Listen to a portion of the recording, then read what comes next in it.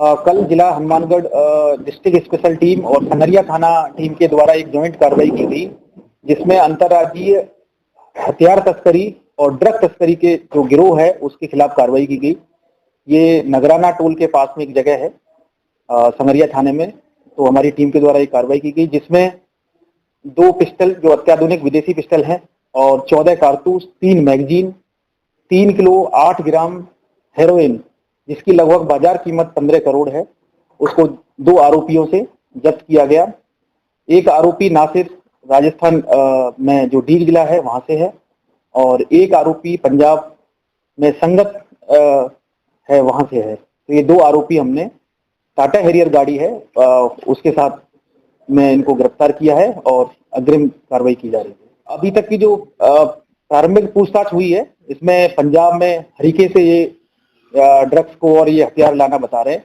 आगे जो हमारी जांच चलेगी उसमें और हम आगे की चैन बनाएंगे। और अभी तक की जो प्रिलिमिनरी जो बातचीत है और जो इनके फोन हमने प्रारंभिक तौर पर जो हमारी साइबर सेल उन्होंने देखे हैं, उसमें ये विदेशी हैंडलर है उससे ये बातचीत कर रहे थे। उसके द्वारा ये इनको डायरेक्शन दिए जा रहे थे कि कहाँ माल देना है और कहाँ से माल लेना है। निश्चित ही इसमें आजकल काफी ज्यादा इनका हथियार का, ड्रग्स का और शराब का मूवमेंट लगातार बढ़ रहा है, लेकिन जो हनुमानगढ़ की टीम है उसके द्वारा भी लगातार कार्रवाई की जा रही है। पिछले साल 3 ट्रक पकड़े गए थे, इस बार शराब तस्करी के 8 ट्रक अब तक पकड़े जा चुके हैं और ड्रग्स में भी लगातार कार्रवाई की जा रही है। पिछले साल की तुलना में काफी ज्यादा कार्रवाई की गई है, भारी मात्रा में, क्वांटिटी भी काफी ज्यादा रही है।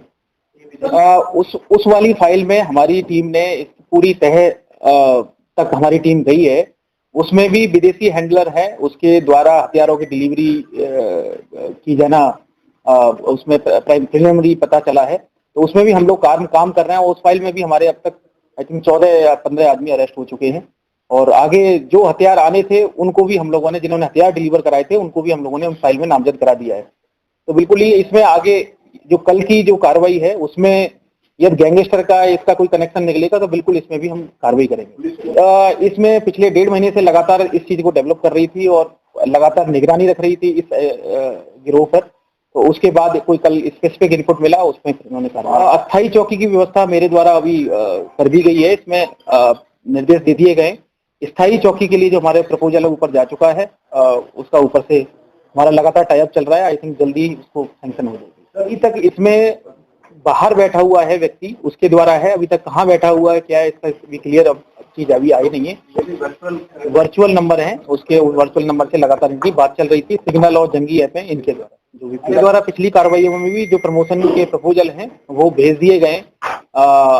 उम्मीद है कि जो नेक्स्ट ईयर जो कमेटी बैठेगी PHQ की, उसमें जो पिछले समय जो कार्रवाइयां हुई हैं उसमें प्रमोशन भी की संभावना है। जो हमारे अच्छे जो कांस्टेबल हैं जिनके इनपुट पर कार्रवाई हुई है।